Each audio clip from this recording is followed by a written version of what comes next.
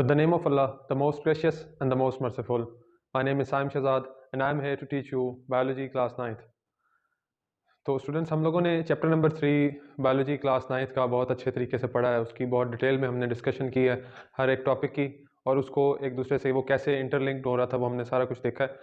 अब लास्ट पे हम लोगों ने इसका कंक्लूजन निकालना है कि कौन कौन से जो मोस्ट इम्पॉर्टेंट पॉइंट्स हैं जो कि पेपर पॉइंट ऑफ व्यू से बहुत अहमियत के हामिल हैं, वो हमने देखनी है कि वो चीज़ें कौन सी हैं। असल में अक्सर व बेशतर इस तरह होता है कि स्टूडेंट जब रीडिंग करता है चैप्टर की, स्टूडेंट की नज़र से नहीं गुजरती। हालांकि वो समझता है कि उसने पूरा चैप्टर तैयार कर लिया, लेकिन कुछ ऐसे पॉइंट्स होते हैं जो उन्हीं टॉपिक से रिलेटेड होते हैं, लेकिन स्टूडेंट उनको नहीं जान रहे होते। और जब पेपर में बैठता है स्टूडेंट तो उसके सामने वो सारी चीज़ें आना शुरू हो जाती हैं जो उसकी नज़र से नहीं गुजरी होती। तो मेरा इस वीडियो को बनाने का मकसद ये है कि वो चीज़ें जो हिडन होती हैं, जो आम स्टूडेंट जब एक रीड करता है एक चैप्टर को, उसको पता नहीं चलता उन चीज़ों का, तो मैं अपनी इस वीडियो में, पहले भी मैं इस तरह एक दो वीडियोस बना चुका हूं जिसमें मैं चैप्टर्स के इंपॉर्टेंट पॉइंट बताएं। इस तरह मैं अब चैप्टर नंबर 3 के आप लोगों को ऐसे पॉइंट्स बताऊंगा जो पेपर पॉइंट ऑफ व्यू से बहुत अहम है, और आम तौर पे वो चीज़ें स्टूडेंट मेन चीज़ें तो याद कर लेते हैं, लेकिन जो ये कुछ अंदर बारीकियाँ होती हैं वो स्टूडेंट मिस कर जाते हैं। तो मैं आज आप लोगों को वो चीज़ें बताऊँगा। ये आप लोग अपनी कहीं बुक पे ही बेशक लेड पेंसिल से नोट कर लें या किसी रजिस्टर पे ये चीज़ें नोट कर लें, क्योंकि मैंने तो ऊपर से सिर्फ गुजर जाना है, लेकिन अगर आप इसको सुनेंगे तो आपको ये भूल जाएंगी। आपको चाहिए कि आप इसको नोट डाउन कर लें। सबसे पहला पॉइंट है जी इसमें, ये NACP, इसकी एब्रिविएशन क्या है ये पूछा जा सकता है कि NACP क्या है। तो ये नॉर्दर्न एरियाज कंजर्वेशन प्रोजेक्ट, ये एक शॉर्ट क्वेश्चन भी बन सकता है, इस पे MCQ भी आ सकता है। NACP क्या है? Northern areas conservation project. दूसरे नंबर पे है HJP, ये क्या है? हिमालय जंगल प्रोजेक्ट। इसका एब्रिविएशन क्या है? हिमालय जंगल प्रोजेक्ट। तीसरे नंबर पे एक डेफिनेशन आपके इस चैप्टर में से पूछी जाती है जो कि वैसे आमतौर पे स्टूडेंट के नज़र से नहीं गुजरती। वो क्या है? Eco location. इको लोकेशन क्या है कि जो डॉल्फिन है वो अपनी आवाज़ छोड़ती है पानी के अंदर, अपनी आवाज़ निकालती है, ख़ास किस्म की आवाज़। तो वो आवाज़ किसी चीज़ से टकरा के इको की सूरत में वापस उसके कानों में पड़ती है, और इस तरह उसको पता लगता है कि मेरा शिकार किस जगह पे है।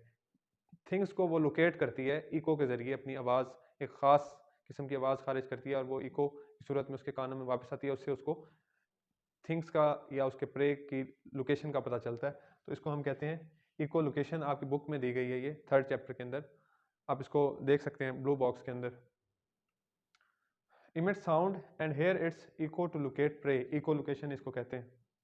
उसके बाद एक चीज़ है आपके चैप्टर में, डोमिनो इफेक्ट। ये डोमिनो इफेक्ट क्या होता है? Effect caused by addition and removal of species. किसी भी इकोसिस्टम के अंदर किसी भी स्पीशी का एंटर होना या उसका रिमूव होना, उसके ऊपर क्या असरात डालता है किसी इकोसिस्टम के ऊपर। तो ये इसको हम क्या कहते हैं? Domino effect. ये शॉर्ट क्वेश्चन आता है और पेपर पॉइंट ऑफ व्यू से बहुत अहम है, लेकिन आमतौर पर इस चीज़ का हमें रीडिंग करते हुए चैप्टर नंबर 3 में पता नहीं चलता। उसके बाद है जी वल्नरेबल स्पीशीज़। वल्नरेबल स्पीशीज़ का लफ्ज़ हम लोगों ने इस चैप्टर में वैसे नहीं पढ़ा, लेकिन ये एक एक एक डेफिनेशन है जो एक्सटिंक्ट स्पीशी और इंडेंजर्ड से रिलेटेड है। तो हमें इस वल्नरेबल का भी पता होना चाहिए कि ये क्या है। ये भी पेपर पॉइंट ऑफ व्यू से अहम है। ये क्या है कि likely to become endangered unless circumstances improved. ऐसे स्पीशीज़ जिनको मुश्किल हालात का सामना करना पड़ रहा है और वो इस सूरत हाल में है कि वो इंडेंजर्ड ना हो जाए, उनको इंडेंजर्ड होने से पहले जो उनकी कंडीशन होती है, उसको ऐसे स्पीशीज़ को वल्नरेबल स्पीशीज़ कहा जाता है, जो हालात का सामना नहीं कर पा रहे होते, अपनी नस्ल को आगे नहीं बढ़ा रहे होते, बल्कि उनकी नस्ल रुक जाती है हालात के नासाज होने की वजह से। इस स्टेट में जो स्पीशीज़ होते हैं उनको क्या कहते हैं? Vulnerable species. उसके बाद है जी बाइनोमियल नोमेनक्लेचर किसने इंट्रोड्यूस करवाया? ये बहुत अहम क्वेश्चन है।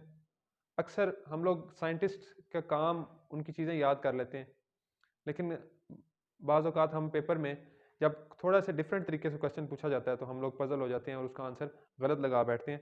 तो बाइनोमियल नोमेनक्लेचर किसने इंट्रोड्यूस करवाया है? बाइनोमियल नोमेनक्लेचर कार्लस लीनियस ने बाइनोमियल नोमेनक्लेचर इंट्रोड्यूस करवाया है। ये बात आपने ज़हन में रखनी है। एक दो पॉइंट्स और हैं कि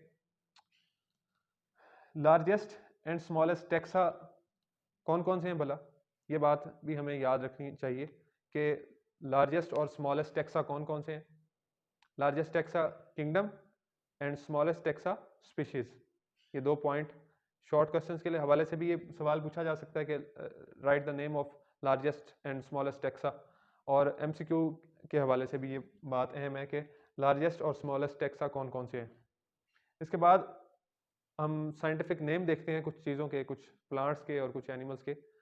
उसमें सबसे पहले मैं आपको जो साइंटिफिक नेम बता रहा हूँ वो टोमेटो का साइंटिफिक नेम है जी लाइकोपर्सिकम एस्क्यूलेंटम।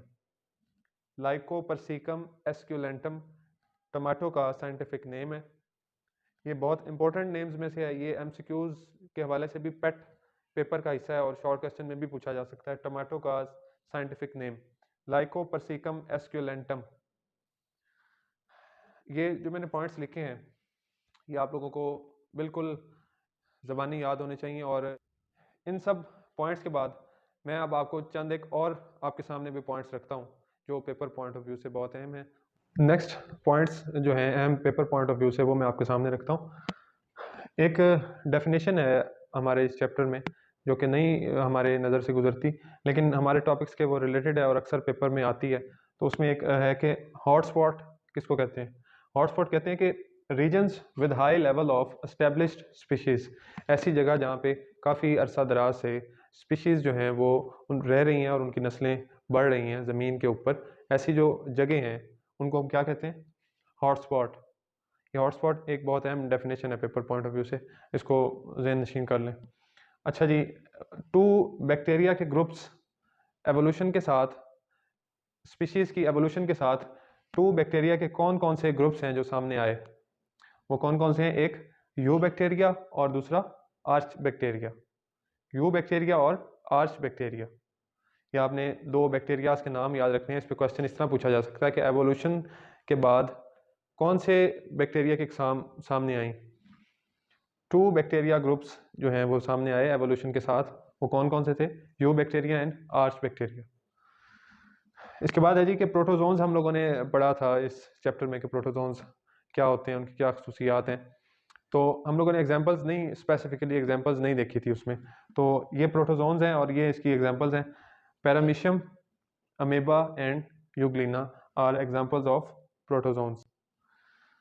इसके बाद है कि हाउस स्पैरो, ये हमारी बुक में दिया गया लेकिन हमारी कॉमनली हमारी उस पर नज़र नहीं पड़ती इस चीज़ पे, लेकिन ये पॉइंट पेपर के लिहाज से बहुत अहम है कि हाउस स्पैरो का साइंटिफिक नेम क्या है।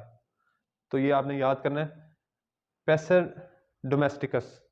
पैसर डोमेस्टिकस इसका साइंटिफिक नेम है हाउस स्पैरो का। उसके बाद है कि प्याज हम यूज़ करते हैं डेली लाइफ में, तो उसका साइंटिफिक नेम क्या है, मैंने चैप्टर के दौरान भी ये बताया था, एलियम सीपा इसका साइंटिफिक नेम है। एमेल्टस, इसका साइंटिफिक नेम क्या है, कैसिया फिस्टोला। कैसिया फिस्टोला एमेल्टस का साइंटिफिक नेम है। ये वो नाम है जो आपके चैप्टर में दिए गए हैं और पेपर में आने हैं, तो आपको बाय हार्ट ये याद होने चाहिए। उसके बाद है कि पोटैटो का साइंटिफिक नेम क्या है, सोलेनम ट्यूबरसम। सोलेनम ट्यूबरसम पोटैटो का साइंटिफिक नेम है। टोमेटो का मैंने पहले लिखवा दिया और अब मैंने पोटैटो का लिखा है सोलेनम ट्यूबरसम। इसके बाद है कि थ्रेटेंड स्पीशीज़ क्या होते हैं। हम लोगों ने पहले देखा कि वल्नरेबल स्पीशी किसको कहते हैं। अब हम लोग उसी के साथ वल्नरेबल स्पीशी हम किसको कहते हैं, जो इंडेंजर्ड के करीब हों वो वल्नरेबल स्पीशीज़ होते हैं। और थ्रेटेंड स्पीशीज़ ऐसे कौन से स्पीशीज़ होते हैं जो एक्सटिंक्शन के करीब हों, risk of extinction in near future. तो थ्रेटेंड स्पीशीज़ कौन से स्पीशीज़ है जो नियर एक्सटिंक्शन है, और वल्नरेबल कौन से स्पीशीज़ हैं जो नियर इंडेंजरमेंट है, इंडेंजर्ड होने के करीब है। तो हमारा ये वाला सेशन भी कंप्लीट हुआ। एक क्वेश्चन और है जो मैं अभी यहाँ पे आपके सामने लिखूंगा, वो बहुत अहम है, उसको आपने ज़हन नशीन करना है। हमारा लास्ट क्वेश्चन है कि name two organisations working for the conservation of biodiversity. वो कौन सी दो ऑर्गेनाइजेशंस हैं जो बायोडाइवर्सिटी की कंजर्वेशन के लिए काम कर रही हैं। तो उसमें सबसे पहले है कि IUCN, इसका एब्रिविएशन क्या है कि international union for conservation of nature and natural resources. ये आपको एब्रिविएशन भी याद होना चाहिए और ये भी पता होना चाहिए कि इस time conservation of natural resources के लिए कौन सी दो ऑर्गेनाइजेशंस काम कर रही हैं। तो वो कौन सी हैं? एक IUCN और दूसरी WWFP, the world wild life fund Pakistan. तो ये दो ऑर्गेनाइजेशंस हैं जो इस टाइम बायोडाइवर्सिटी की कंजर्वेशन के लिए काम कर रही हैं। हमारा आज का टॉपिक क्लियर हुआ। हम लोगों ने वो पॉइंट्स देखे जो पेपर पॉइंट ऑफ व्यू से बहुत अहम है, जो वैसे स्टूडेंट जब रीडिंग करता है चैप्टर की उसकी नज़र में नहीं आती हैं, और उसको जब जैसे जिस तरीके से क्वेश्चन पूछा जाता है फिर वो जवाब देने में पजल होता है। तो हमने उस क्वेश्चन को भी देखा कि क्वेश्चन किस तरह से पूछा जा सकता है और उस तरह ही उसके जवाब हमने उस तरह ही यहाँ पे लिखे और उनको समझा के हम किस तरह उनको याद कर सकते हैं। हमारा आज का लेक्चर क्लियर हुआ। तो अगर आपका कोई क्वेश्चन है तो आप कमेंट सेक्शन में पूछ सकते हैं। साइम शहजाद को इजाज़त दीजिए। अल्लाह हाफ़िज़।